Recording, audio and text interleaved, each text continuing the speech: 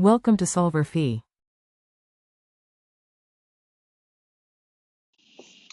So, and this problem we're asked is it an inward force or an outward force that is exerted on the clothes during the spin cycle of an automatic washing machine?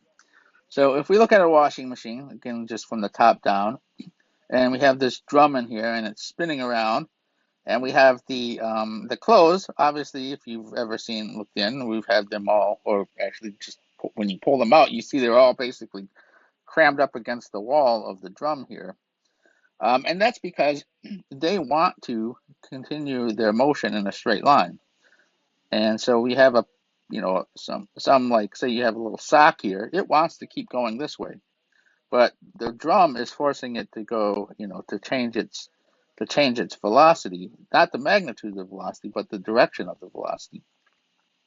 So that means that we have an acceleration, and that acceleration is, the change in the velocity, which is in this direction, right?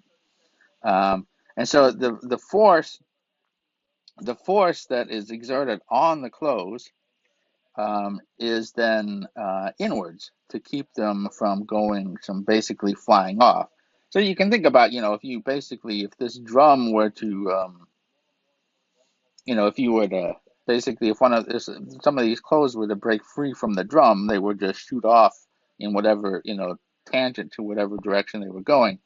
So this drum is basically causing a force to keep them moving in this circle, and not basically being able to pass through the wall of the drum.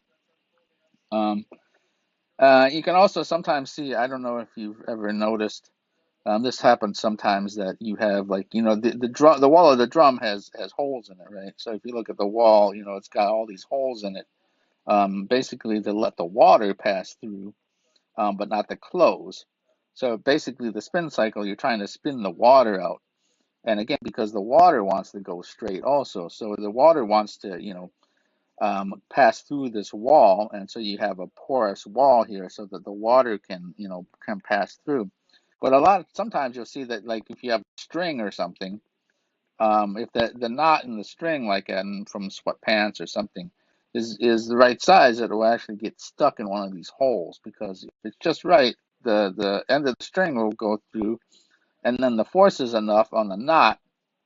So here you have, like, the knot, and here you have the little hole. So you have like a little hole here, and you have a knot here, and now you have this force this knot wants to go straight, but it basically needs to move this. It needs to have a force keeping it from going, keeping it against this wall.